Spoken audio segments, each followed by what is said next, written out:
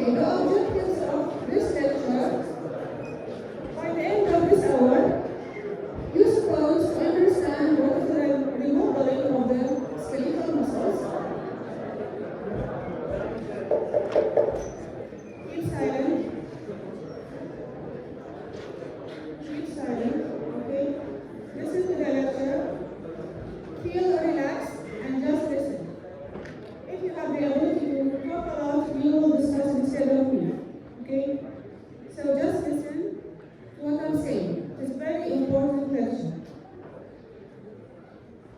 We have to understand what is remodeling of the muscles, and then we have to understand operations in the neuromuscular transmission, and then muscular dystrophies. After the end of this lecture, you have to know what are these terms and the subdivision of these terms. What is the remodeling of the muscles? The muscle is in a continuous process in which there is continuous loss of proteins in the cell itself. Each cell of the muscle is in continuous process of losing proteins and replacement by proteins. Normally, this is in balance. So the amount of protein lost are almost equal to the amount of the protein formed. So your muscle is the same. But we have conditions in which the loss is more than the formation or the synthesis or the replacement.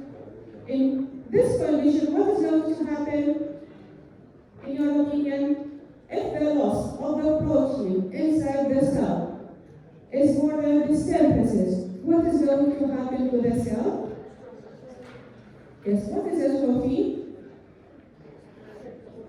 Reduction in the size of the muscle fiber. While if the replacement is more than the loss, what is going to happen to the size of the cell? If the replacement of proteins, the synthesis of proteins, more than the loss, what is going to happen to the size of the cell? Increase or decrease? Increase, which means hypertrophy. So this is a simple concept. Okay.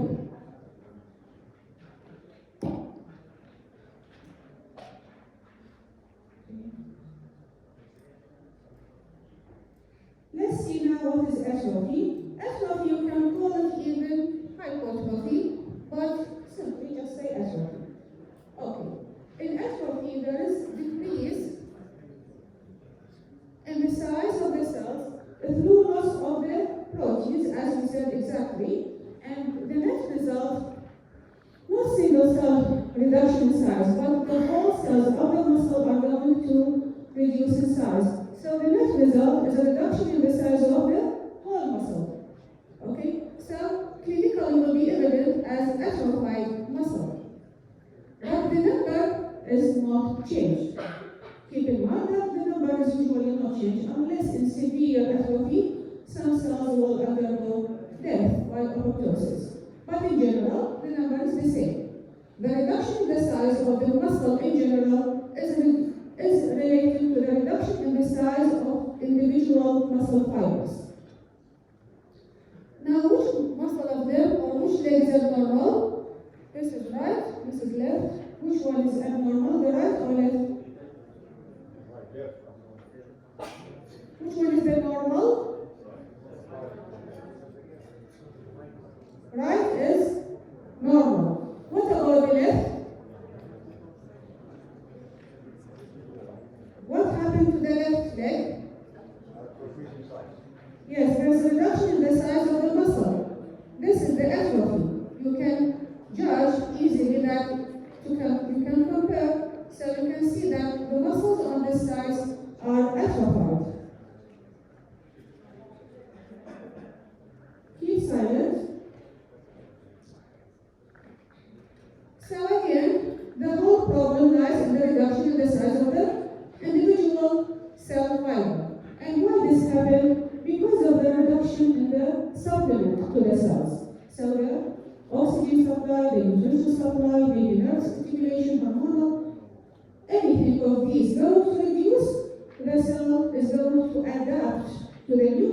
condition by reducing its what? Excellent. By reducing its size. Let's say you have a budget, or let's say a daily pocket money of about, let's say, 5,000 per day.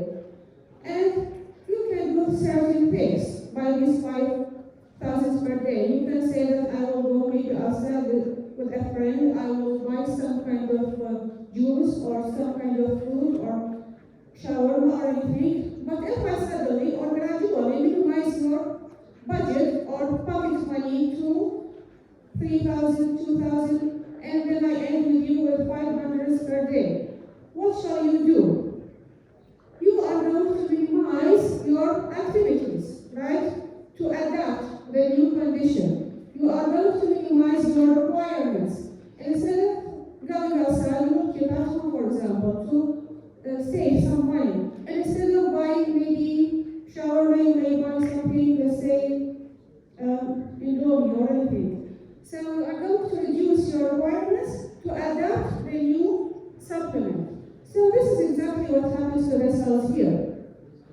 The cell, there's a reduction in the supplements and the nutrition and the hormonal and anything supplied to the cell. So the cell adapts to the new condition by minimizing its activities, protein synthesis, to live, to survive.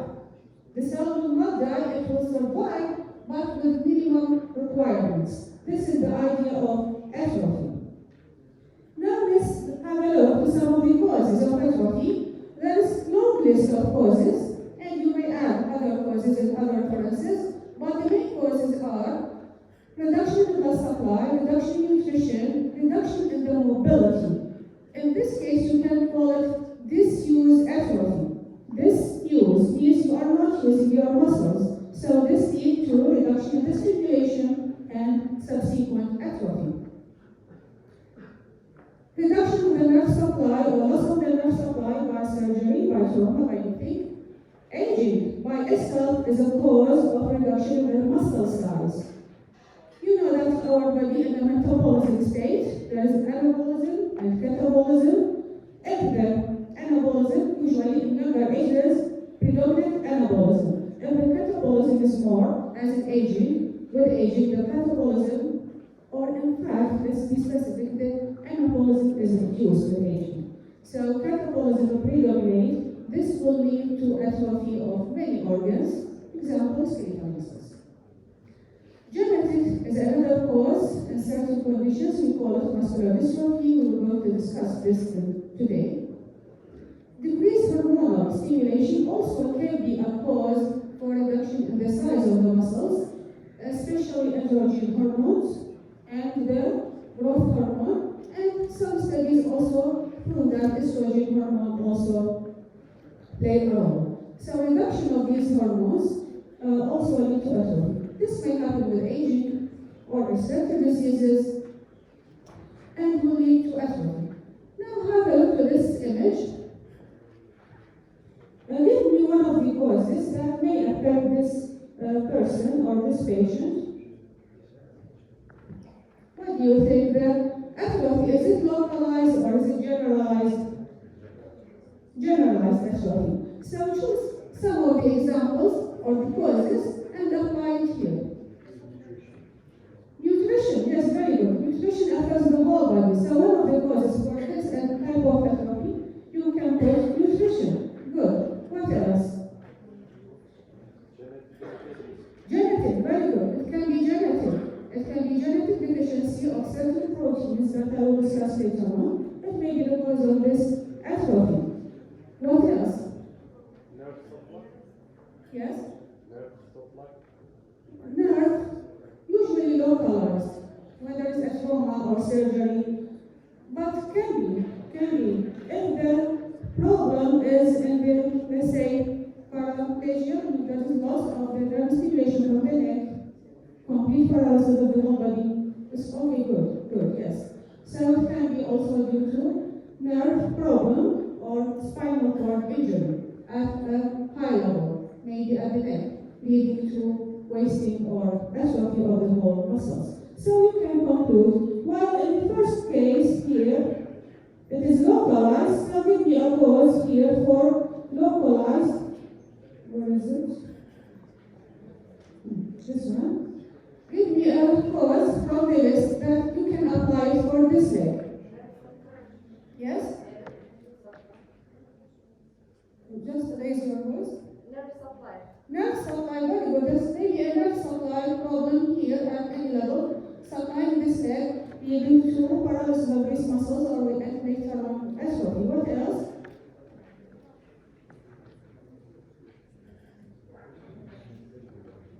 Anything in your mind, no problem. Yes? Blood supply. Yes, can be a vessel injury also can lead to, which is localized on this side only or above the knee, leading to lower down atrophy. Yes, so you can conclude, because it's according to the location of atrophy, to the organ involved, and so on. You don't say here nutrition, for example, because you know nutrition affects the whole body, for example. You can say disuse atrophy. Maybe there's a fracture.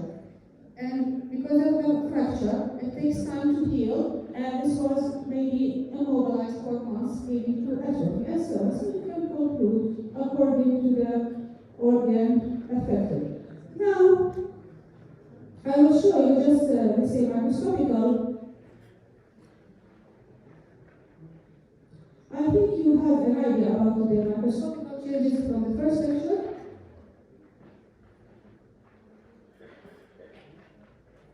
Isn't it clear for you, this image here? Who can give me can describe simply what you are seeing here? Quickly. This is first cross-section of skeletal muscle fibers. How you can describe these cells? Yes. What are the cells? Can you recognize the cells? This is a single cell. All of this is cytoplasm of a single cell. This is another cell. This is another. So 1, 2, 3, 4, 5, 6, 7, etc. So we have maybe 7, 8 cells in this section. Are they healthy? Normal? Yes. What are the features to say these are normal cells? You said just now, I heard you, you said all of them are the same cells. Okay? What about the nuclei? They are at the periphery, multiple nuclei at the periphery, so they are skeletal. We can recognize they are skeletal from the number of nuclei and all are located at the periphery. So in a single cell or in each cell you can see that we have multiple nuclei. This one has maybe 2, 3 just in this section. In other section you place more nuclei. So it has multiple nuclei at the membrane of the cell. So this is skeletal, not cardiac, not smooth. Now this is normal, and you can see that the space between the cell is very little space between them, connective tissue support, very little because the cells are big, healthy muscle cells. Now let's go to this one here and tell me the difference from the previous one. Quickly. Yes, very good. There's large spaces. You can immediately recognize there's large spaces between the muscle fibers. Again, this is a cross section. What else? Regarding the size of individual muscle fiber, if you compare, they are much smaller. And you can see that there is variations in the size. And there is many other factors like angulation, there is reduction, increase in the eosinophilia, etc. But here you can see variation in the size of the cells, and many of them are very small in size. You can judge this, I think you have the picture with you better than here. You can see variation in the size, so this is atrophy. This is called biopsy. Biopsy means piece of tissue to be examined under the microscope.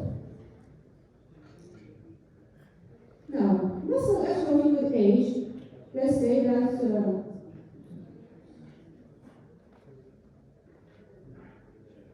with age. After 40 years, you start to lose parts of your muscle mass after the age of 40. So with each year, you are losing some of the muscle mass. So you have to practice exercise to keep your muscle. This is physiological. So you have to prevent this as much as possible. You have to be more active. By the age of 80, about 50% of the muscle mass is lost. So with aging, normally in normal population, with not athlete population, there is reduction in the muscle size and called aging atrophy. Maybe related to hormones as well. You will say why. As I said, anabolism decrease, the catabolism predominate, other things, the hormones decrease, androgen, estrogen, definitely growth hormone, and so on. Disuse atrophy. What is disuse atrophy? When you hear disuse atrophy, means you are not using the muscle. If you are not using the muscles, then in this case, the muscle will get a stimulus, or in fact, there is no stimulus there. So it will understand that there is no need for it. So it decreases its requirements. On the opposite, that when you use your muscles daily. So when there is no much use for the muscle understands that there is no much requirement for it. So it decreases activity, and there will be a reduction in the size and then atrophy. This comes from prolonged bed rest or limb immobilization and fractures, maybe in burn and other conditions, or just sedentary lifestyle, passive lifestyle. So all of these will be translated into the reduction in protein synthesis and later on atrophy. Unfortunately, most of you now is facing sedentary life behavior, right? Not like the previous generations, they were more active outdoors, they were active, more active. But now you are just reading your lectures, and later on, after finishing lectures, you are just facing the internet and mobiles. So this is the sedentary life. So you will face muscle atrophy faster than the older generations. So you have to be more active. Anything, you can do anything, any kind of exercise, indoor, outdoor. You can help your parents, you can do anything to keep your muscle mass. Otherwise, you will face rapid reduction in the muscle mass, and you will feel weakness. Even with minor activities, you will feel weakness because of this kind of lifestyle. Denervation atrophy. Denervation nerve. Denerve means loss of the nerve supply. We call it denervation atrophy. While you are talking, keep silent and just listen. Okay? If you have any comment, you can raise your hands. And now give me the papers of your attendance. I will call some of you. Where are the papers? Put them here. Did you all sign? Yes, bring it and put it here. Quickly, sign quickly and bring the papers, okay? Okay, the denervation atrophy, you know that we have two types of nerves, at least two types. You have sensory nerves and motor nerves. The sensory for the sensation, motor for the movements. If there is injury to a motor nerve, in addition to the autonomic nervous system, sympathetic and parasympathetic, I'm talking about these nerves. If you have lost or cut or injury to a motor nerve, what is going to happen? The muscle supplied by that nerve will get no signal for contraction, so the muscle will understand that there is no need for it and it will atrophy. This is called denervation atrophy. And there will be sometimes re-innervation. How re-innervation happens? Can you answer? We know that neurons are permanent cells. If they are lost, there should be no replacement. But how re-innervation takes place? Any idea? You may read at home and say, what is re-innervation? Nerves are permanent. If I start with the nerve, how can we get re-innervation? Yes, we got re-innervation daily. After any trauma, you lose maybe, after any injury, there is cut to some superficial nerves, you may lose some sensation. After any operation, let's say plastic surgery, you lost smell sensation for months, and then you recover. After coronavirus, you got loss of sensation, of smell sensation, and then you recover. So, nerves regenerate. How can they regenerate? Because the neuron is intact, the body of the cell intact, which is the vital part, if the nucleus and the body of the cell is intact, so the nerve can regenerate because it is just axons.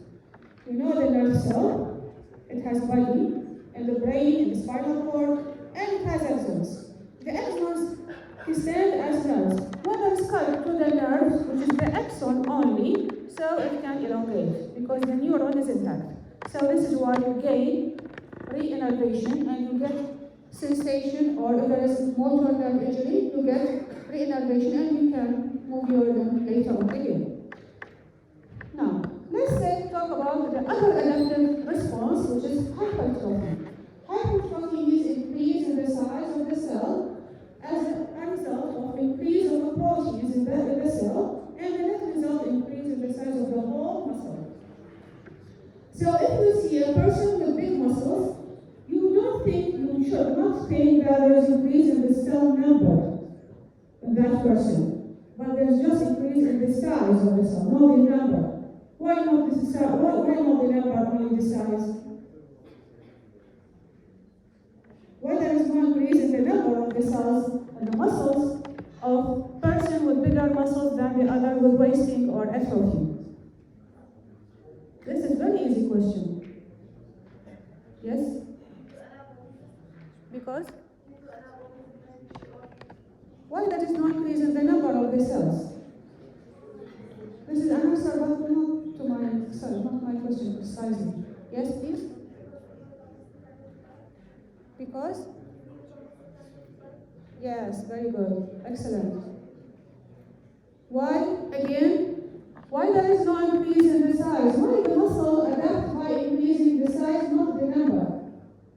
I will repeat the question. There is an increase in stimulation to the muscle. The cells has to adapt.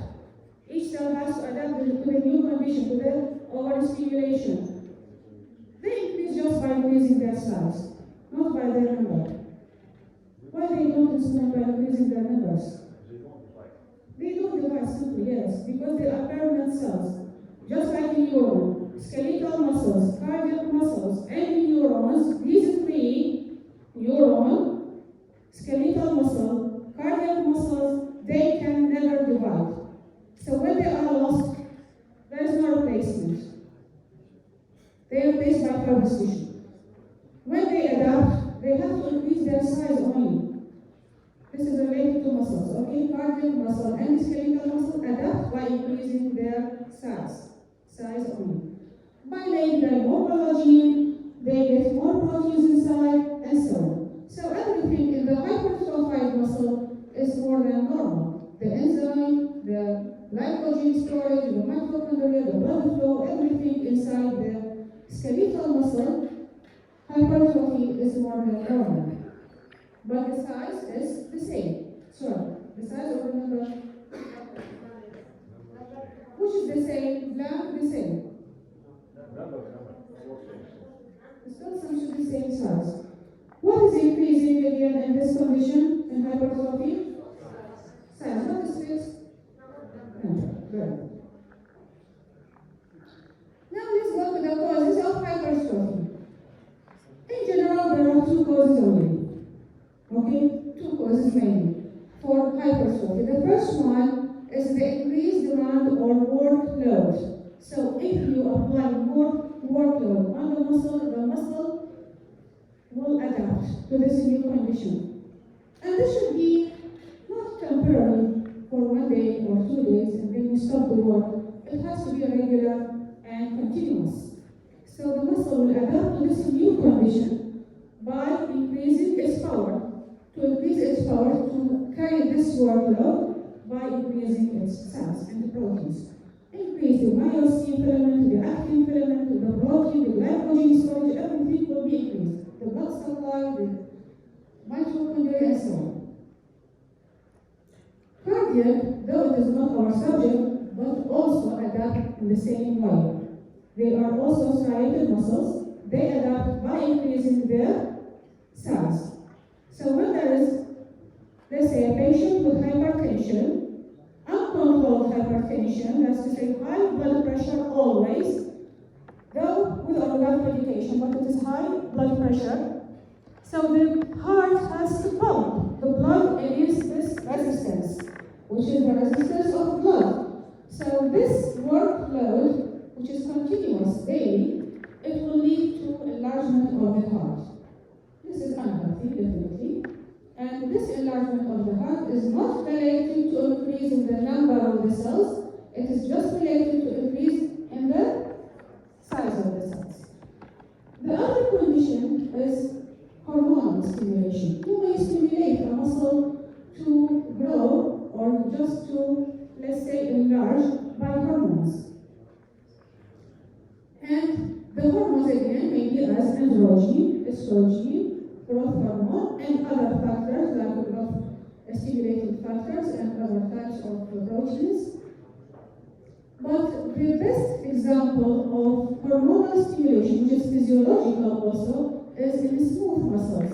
Also is not our subject, we are talking about skeletal, but the smooth muscles, for example, of the uterus, they increase their size and number. Okay, increase their size and number in pregnancy as a result of stimulation of the progesterone hormone. Again, I will repeat, cardiac and skeletal will not divide, cannot divide. So the only way for adaptation is by increasing or decreasing their size. But the smooth muscles is out of the list. They can divide. Smooth muscles can divide. And they are present in all our body, in the GI tract, in the bladder, the urinary bladder, in the uterus, etc. In blood vessels, they can increase in number and size. The other condition for adaptation is the adjustment of the length. So the muscle, skeletal muscle fibers, can elongate and make it shorter. Okay? How can this happen? By adding more sarcomeres or reduction in the size of sarcomeres. Let's say you are a child and you are growing and getting taller and taller, maybe taller now, okay? And by elongation of your body and your bones, what is happening? Is there increase in is there addition of new muscles to your body? Is your body adding new muscles? Definitely no. Are you with me or you are sleeping? So when your body elongates, if let's compare the anatomy of a child with your anatomy, is there extra muscles? Extra muscles? You have biceps, they have two biceps, you have two biceps, but the child have no biceps, or no, it's the same, right? The same anatomy. But the muscles are longer. So when you are getting taller, the muscles subjected to stress, stretching, continuous, gradual stretching, it adapts to this condition by elongation, by adding sarcomeres. Okay, without formation of new muscles, just elongation. So there is addition of new sarcomeres. While in other conditions, it may get shorter, a little bit shorter. Let's see this slab, for example, fracture leg in this slab, which is fixed for months maybe. You don't use it, you don't move it. In addition to atrophy, the distance is fixed. The patient cannot move it. No, extension, flexion, there is elongation, there is contraction, relaxation, everything is fixed. So it will adapt to this thing. After you remove the slab, you get physiotherapy, practice exercise, it will adapt any condition and elongates and so on. So the process of length is also a continuous process of change or adaptation. So up to now, we finished the first concept of this lecture, which is adaptation. Now we come to the second part, which is neuromuscular transmission. I think you have an idea from the first hour, previous hour, about this region. This is called the motor and the plate. Okay? You can aggregate region, motor aggregate, neuromuscular junction, many names, it is the same. It is the attachment between the nerve and what? It is attachment between the nerve end of the nerve of the axon, which is dilated here, and what? Yes, and the skeletal muscle. So this is called motor aggregate. This part, this is the nerve coming. Nerve are axons, bundle of axons. Pay attention, please. Okay, so this is bundle. There's a bundle of axons. This is one axon attached to a muscle fiber. The pinkish one is a muscle fiber. This part will release through these vesicles. They contain particles, blue particles. These are the acetylcholine particles. These particles will go to the synapse region, which is the space between both of them, which is very little short space or narrow space. And these particles will form the receptors on the muscle part and attach to the muscle part and produce signal for the muscle to contract. Now the receptors, they have a name. They are called nicotinic receptor or acetylcholine receptors. Nicotinic receptor, it is not related to cigarette smoking. It is the name of the receptor. Acetylcholine receptor or nicotinic receptor. Now, if I magnify this square, or it is not square, rectangle, okay? If we magnify this rectangle only here, okay, what are we going to see? This is the nerve ending, the yellow one, the pink one, the muscle, and this is the vesicle filled with what? What are these green dots? Yes, quickly. What are these particles? Okay, acetylcholine is released by blank. What shall you write in the blank? Nerve, muscle, skeletal, smooth, neural body, by the nerve part, not by the muscle. It is released by the nerve ending. So it is going to be released into the synapse. It will be picked up by the receptors. The blue ones, or the purple, I don't know what is the color, anyway. It will be attached to the receptors on the muscle side. The nicotinic receptor here. And when they are attached to the receptor will open like a gate, allowing sodium and flux inside and calcium to the outside, and this will lead to muscle contraction. The data countries.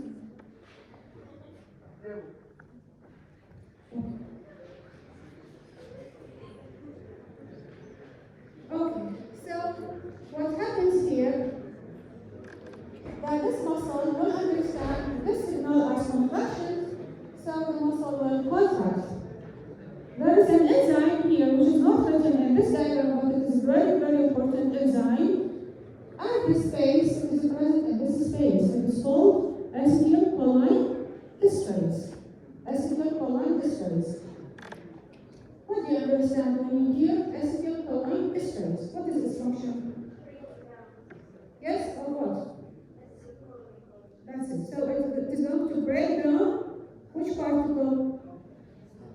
Glycogen, acetylcholine, adrenaline, sodium. What about you? What is the particle which is going to be disrupted by acetylcholine esterase? All of you. I didn't hear. What is the particle that is going to be disrupted by acetylcholine esterase?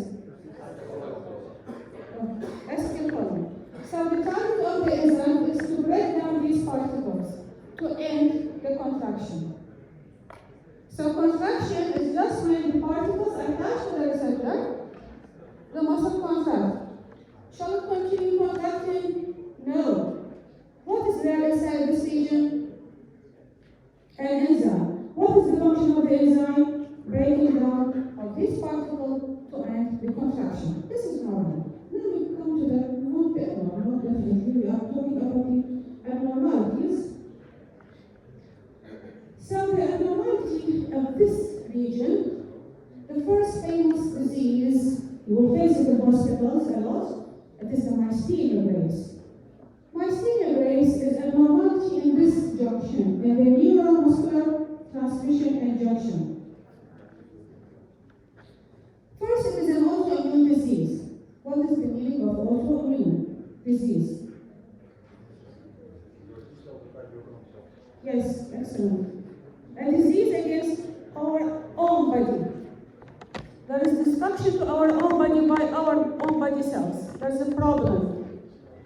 Usually you have immunity against foreign virus, bacteria, against cancer cells. But some diseases in which there is immunity disrupting our body cells, we call it autoimmune disease. So this is an example of autoimmune disease. In this disease, what is going to happen? There is production of antibodies against these receptors, the nicotinic receptors, the acetylcholine receptors. So they will be blocked, or even sometimes destroyed. And then, what happens later on? If they are blocked or destroyed, no signals coming to the cell, to the skeletal muscle, no signals. So the muscles will not relax, so will not contract, will keep as relaxed and later on atrophied and becoming weak, progressively weaker and weaker. Is it clear? Now this image is very important. Let's compare the two conditions, the normal with the myasthenia gravis neuromuscular transmission.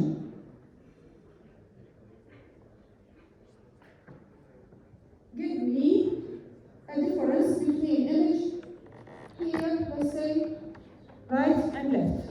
Okay.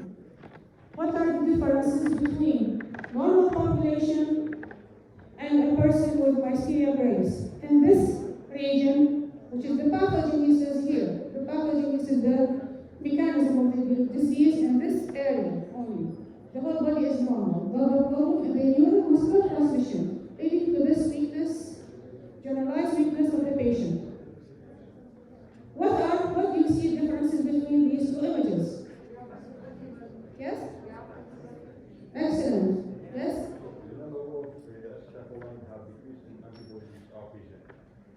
The acetylcholine receptors.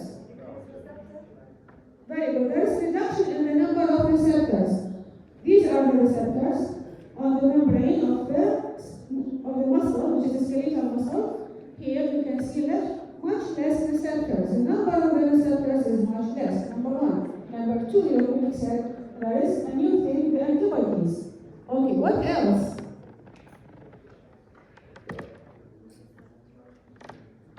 Yes? The structure of muscle cells.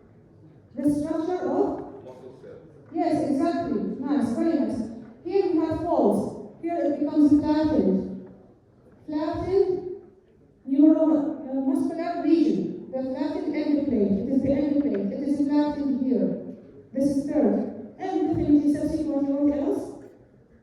Is the receptor on the blocked by the... Yes, the receptors are blocked. There is antibodies, and the antibodies are blocking these receptors, preventing the normal attachment of the acetylcholine to the receptor.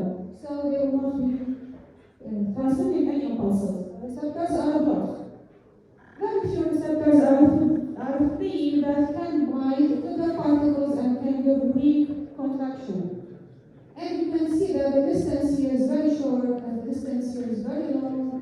So they have to pass long distance to reach the receptor and then cause the contraction. So from this image, you can understand why those patients have generalized weakness, which is progressive.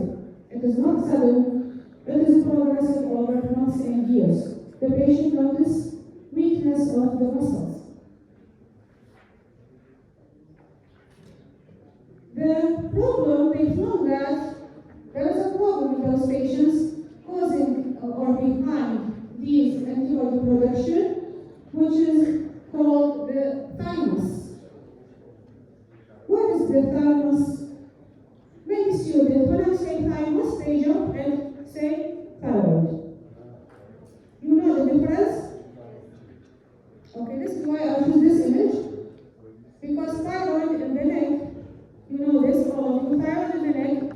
produce T3, T4, and what else? Thyroxine hormone, calcitonin, very good, and they are responsible for the regulation of the calcium level in the blood and many other functions. So nowadays you know that hair fall, hair loss, they contact or consult a dermatologist or aesthetic, immediately they send you for thyroxine hormone. It is related to the hair loss and disease. This is thyroid. Our subject is not about the thyroid, it is about thymus. Thymus in the chest, behind the sternum. This bone in the center, it is behind the sternum. In front of the heart, there is fatty tissue. It is within this fatty tissue. It is not a well-defined organ. No, it is embedded within the fatty tissue. But if I now dissect some persons of different ages, let's say child, 2 years, and let's say 15 years, and then an adult of 50 years, what about the thymus? Are they the same size? Disappear, excellent. If I now search for the thymus in an adult, I may not find it at all. It is not present. It is present in childhood. It is related to the production of immune cells. When its function is finished, it is gone. But they found that in those patients, the thymus is big. And this enlargement could be related to hyperplasia, which is increasing the number. It is not in our subject, the term we will study next year, inshallah. Hyperplasia means increasing the number of cells, of immune cells, or thymoma, which is a tumor. So they found that most of those patients, about 75% of those patients with myasthenia, they have a problem with the thymus. It should be disappeared, but they found by imaging technique they have big thymus, which is related to the production of antibodies and disrupting the receptors. So the patient developed lots of symptoms all related to weakness, which is gradual weakness of the body, involving all muscles. First they notice fatigue, and later on there is weakness of any muscle in the face. You can see the looping of the face means that the angle of the face will droop down, the eyelid is going down, they cannot open their eyes regularly. You can see that even speech is slurred because the muscles of the tongue are slowly moving. Chewing also is difficult for those patients. They chew slowly because the muscles of the cheeks and the mastication are slow and weak. All related to the neuromuscular transmission at this junction, motor and the page. They cannot climb stairs, cannot come their legs, etc. And they have the most important thing is the breathing muscles. When it affects breathing muscles, it creates a problem. The muscles of the chest. How this condition is going to be treated? They give enzyme, which is choline esterase enzyme inhibitor. What is the benefit of this inhibitor? Quickly. Why they give inhibitor for the enzyme? Yes? Because technically the receptors are inactive, so the neuron think Yes. that there's less secretion of acetylcholine, so it will increase the secretion, and this one inhibit the excess secretion of this acetylcholine to the neurotransmitter. Yes, almost right. Because we have, as you said, an enzyme that break down what? Going to break down the acetylcholine itself, which is the particle unit for the contraction. So you have to inhibit this enzyme to keep the particles longer time. Hopefully they will find receptors to contract. So you get inhibitors for the enzyme. What is this enzyme? What is this enzyme? What is the location? It is at the nerve part, at the muscle part, at the neuron body, or at the synapse. At the synapse, the space. The enzyme in the space, you block or inhibit the enzyme to allow the particles to be free in this space to find receptors. Another method, the drugs are used to be phytoestrogen and so on, available in the markets. Corticosteroids, why they give corticosteroids? Which is a drug like prednisone, steroid, cortisone simply, You know that cortisone is an anti-inflammatory drug, anti-immune drug, so it lowers the production of the autoantibodies. Why they do thyroidectomy? What is thyroidectomy? The term thyroidectomy surgery. Removal of the thymus gland. Thyroidectomy means the removal of the thymus gland. Because, as we said, usually the problem with about 75% of patients they have a problem with the thymus, which is tumor or just hyperplasia.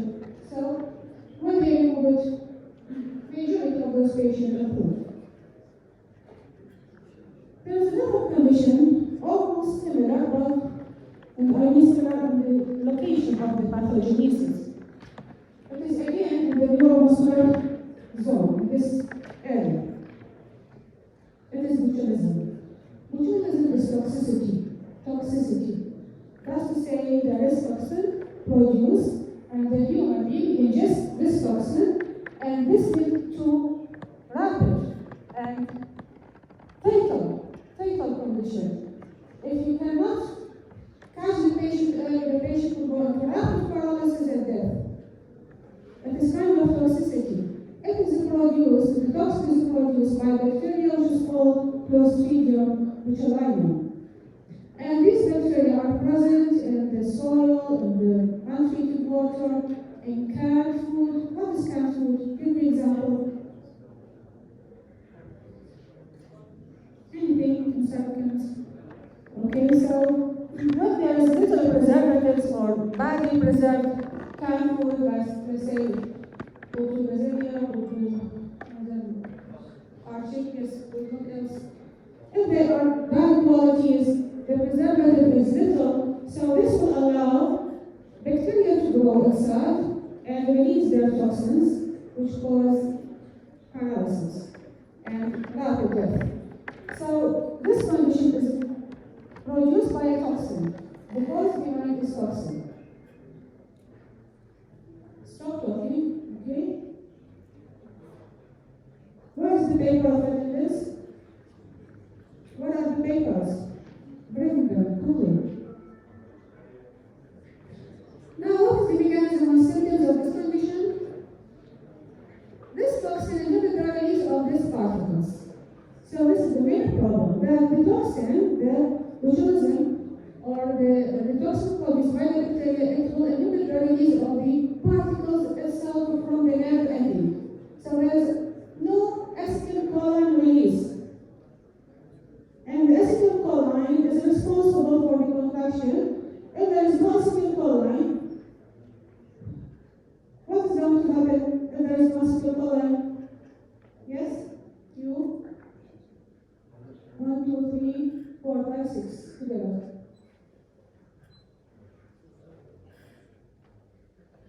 What is acetylcholine? If there is no acetylcholine release, what is going to happen? Paralysis. Why? What is the target of this acetylcholine? Where it is going to go? To the GI tract, maybe to the urinary system. What is the target of this acetylcholine particle?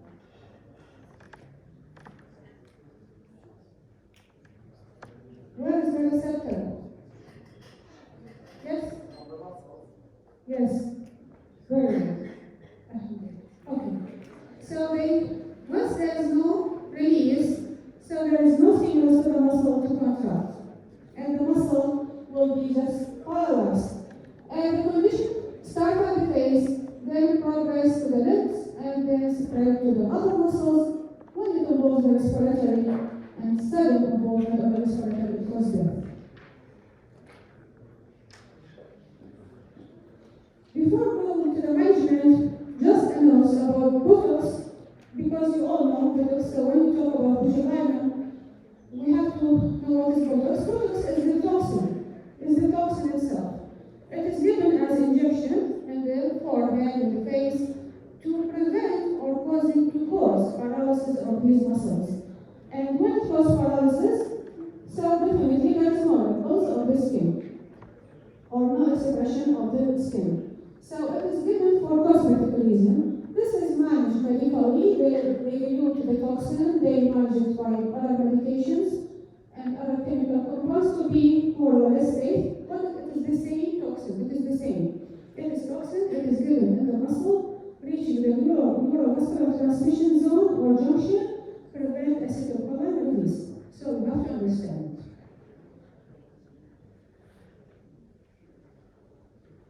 Now, from the pathogenesis, we have to conclude something about the treatment.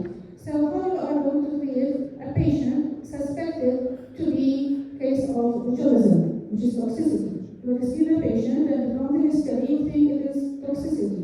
You are seeing rapid paralysis, some toxicity, signs of toxicity like tachycardia, like other symptoms. And history there is eating something dirty or drinking something dirty. So you are suspecting. What do you do in the hospital? Anything. You will sit like this in the hospital.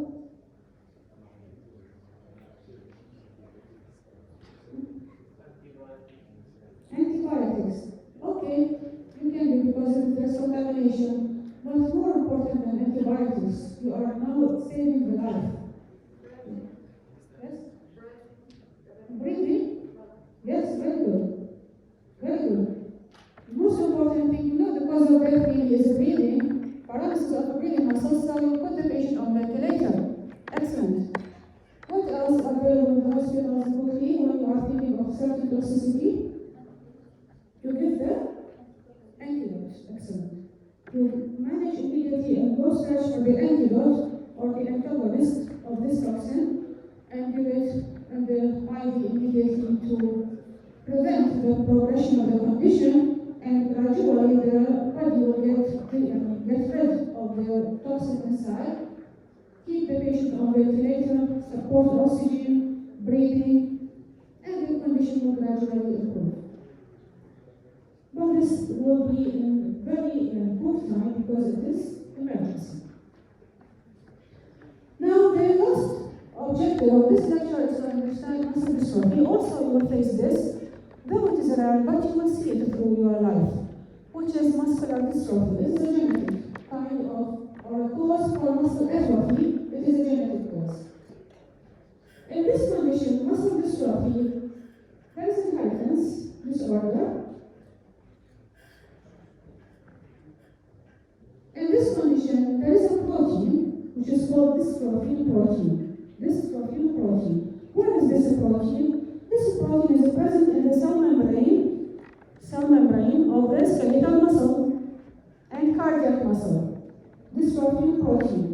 This protein is normally present in all our muscle cells and cardiac cells. It is responsible for the stability of the membrane. If this protein is lost, what is going to happen? The membrane will be not supported. So the intracellular content will go outside. Some of these intracellular content is CPK, which is creatine phosphokinase. It increases when there is injury to the heart as well. It is not specific for skeletal muscle, it also increases in myocardial infarction. When there is injury to the muscle, which is skeletal or cardiac, this will increase. This enzyme, the CPK, will increase. The creatine phosphokinase enzyme is going to increase. So you will see that those patients there is an increase of this enzyme because it is present inside the cytoplasm of the cell, and once your membrane or the membrane of the cell there is no dystrophin protein, it is weak, the content will escape out. Gradually the cells will shrink and die, degenerate. In other words, the cells degenerate. Okay. And when there is more and more muscle degeneration, the muscle not only atrophies but also gets fibrosis. We call it contractures. Contractures just like contraction, but excessive contraction, uncontrolled contraction. The most famous type of this list of diseases, muscular dystrophies, is the Duchenne muscular dystrophy and the Becker type. You will face this only, I think, in your life. I'll just face these two types. The others are less much less common. All of them are genetics. The distribution of the affected muscle is the difference between them. In the Duchenne and Becker, usually the upper shoulder girdle and the lower limb, the hip and the thighs, are the affected muscles mainly, with the chest also. There is weakness, so that's to say the dystrophy, mainly loss of these areas. They found it is genetic, as I said, disease. It is related to a mutation in the DMD gene on the chromosome X. Okay, location P21. DMD is Duchenne muscular dystrophy gene. So the problem in this gene, DMD gene, Duchenne muscular dystrophy gene, and they have absence of the dystrophy protein, complete absence of the protein. So their muscles lacking an essential protein, and all the muscles are in the way for degeneration, which is gradual, not sudden. And it is progressive, and the death usually occurs at the third decade of life. So the patient lived for 2 decades, and then in the third decade, worsening condition until death. The death also results not only to the problem of the skeletal muscles, but also the cardiac muscles. Skeletal and the respiratory system, and let's say in the intercostal muscles, you can breathe voluntarily, you can take a breath, but those patients will not move their muscles, so they get continuous respiratory infections, leading to pneumonia and abscess, and these conditions cannot expel sputum and these things. And the more important thing is the cardiac muscle involvement, leading again to heart failure and death.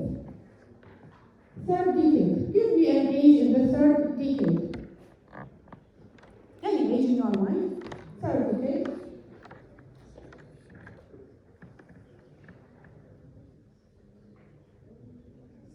Any age in your mind. Related to the third decade. What? I can't hear you. 34. Who agree? 34. Is it third decade? Raise your hands. All of you disagree. So what is third decade in your opinion? Yes? It is not the genetic mutation in the third decade, the death in the third decade. Yes? 20? Okay, so now we have 34 and 24. What is the third decade? Which one is correct? 20 to 30. 20 to 30.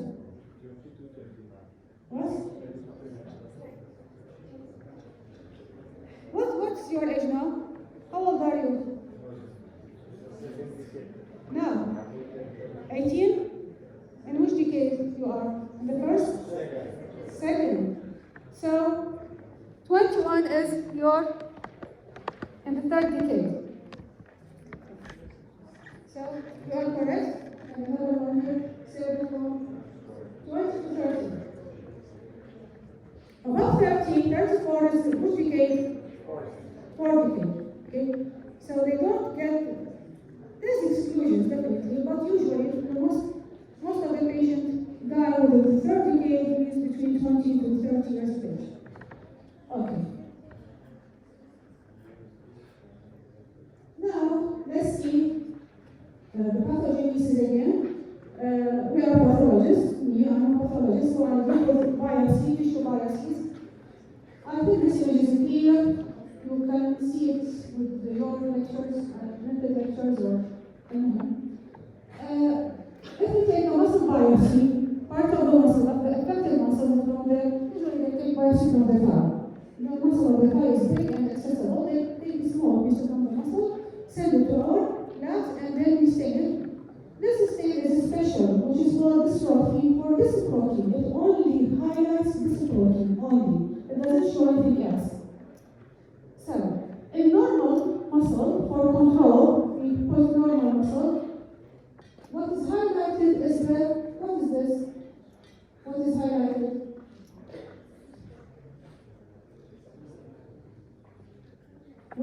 nice boundaries. Nice boundaries.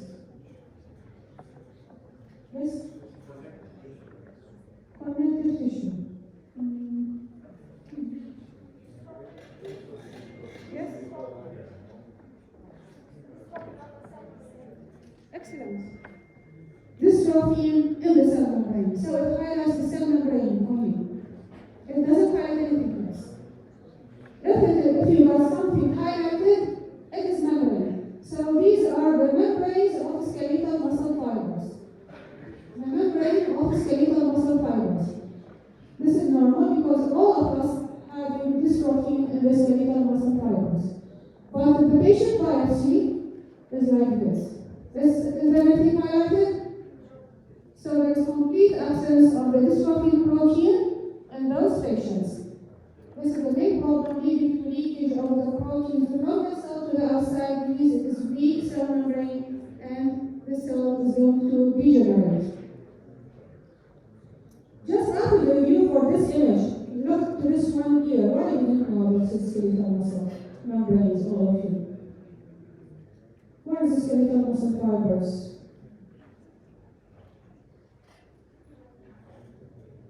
What is it? Yes, here. It is the same as this one. This is staying with HLE, you see the cytoplasm, nucleus, everything. But with dystrophy, you are seeing only the membranes, not the space in between. You are seeing the membrane, the cell membrane, the sarcolemma of the cell. With the dystrophy, the other image, the black image. So it is the same section, I mean the same cross section. But this for highlighting nucleus, cytoplasm, and in the longitudinal section you can see striations and so on. So according to the same news, in the black stain, or in the black photo, I mean in the dystrophin stain, you are only seeing the membrane of the cells. It is specific for dystrophy. If there is no dystrophy, it will stain nothing. This stain is not present, unfortunately. It is not available. So, how we can diagnose this condition? The final diagnosis depends on the detection of a mutation itself. MDM gene on chromosome. On which chromosome? Okay, on chromosome 21, on chromosome X, on chromosome 5, on chromosome Y. Yes. Keep it in your mind. Okay? You know what I mean when I say keep it in your mind. Okay. Now we come to the clinical symptom of those patients or those children, unfortunately, of Duchenne muscular dystrophy. Usually the symptoms appear in the first few years of life, second, third year. There is weakness of the body, there is non-viral. The abdomen is protruded because the posture is not correct. Weakness in the shoulder and lower limb girdles causing lumbar lordosis. Also, the parents notice that the child cannot jump, cannot hop, cannot run, etc.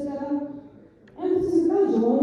With time, they have even difficulty to raise it from the floor, and they will do it in steps. They cannot raise their articular quickly. They will find there is some weakness in the muscle there. The child will do it in different steps. First, they support their body with the four limbs together. Then they remove, or let's say they raise, or try to extend the knee joint first on the four